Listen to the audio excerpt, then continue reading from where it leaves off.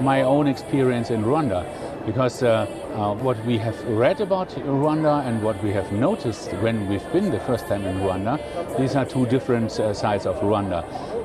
When my wife and myself first visited Rwanda, we visited the main memorial for the genocide against the Tutsis, and that struck our hearts.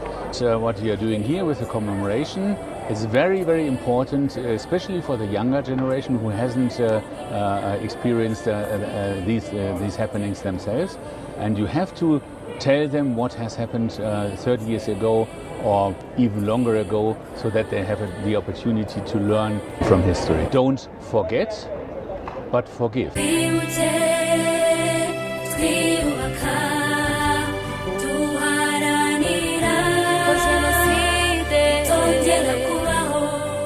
My name is Commander Holger Grossmann. I'm the German Defense Attaché for Nairobi, but I'm covering also Rwanda, Uganda, Tanzania, Seychelles and Somalia.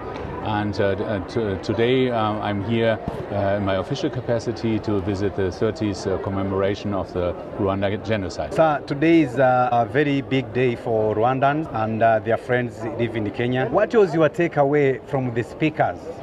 Well, let me first start with my own experience in Rwanda, because what we have read about Rwanda and what we have noticed when we've been the first time in Rwanda, these are two different sides of Rwanda.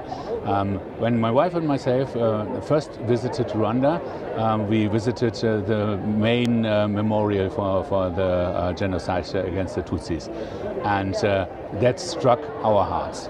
And it is so important that Rwanda has become a unified nation, and this is one of the main takeaways from this event here too.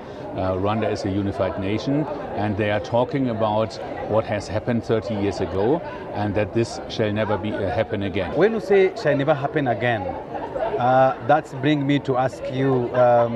Of course, you are a soldier, you are military, you've been operating in a region. What is your takeaway in terms of regional security and conflict?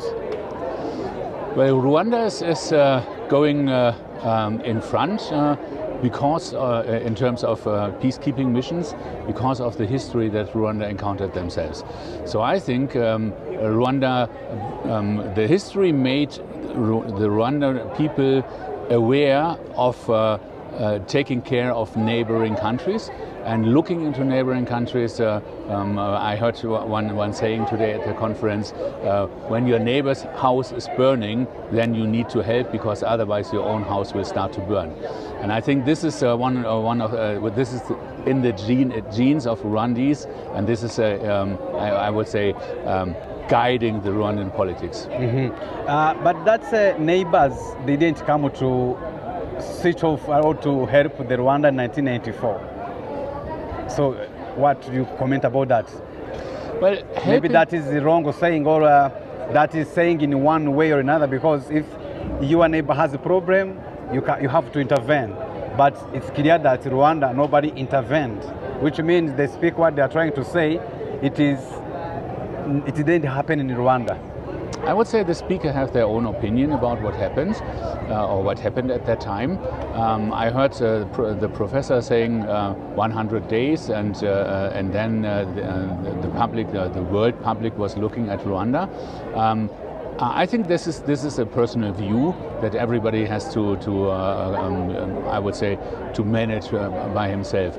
It wouldn't be good for me, because I was very young at that time. It wouldn't be good for me to judge about what has happened, what the public in the world did about it, because it's 30 years ago, and at that time I was a young lieutenant, and it would be very difficult for me to make my own opinion about that. What is your message to Africans and to Europeans? Well, the message that I would have is don't forget, but forgive.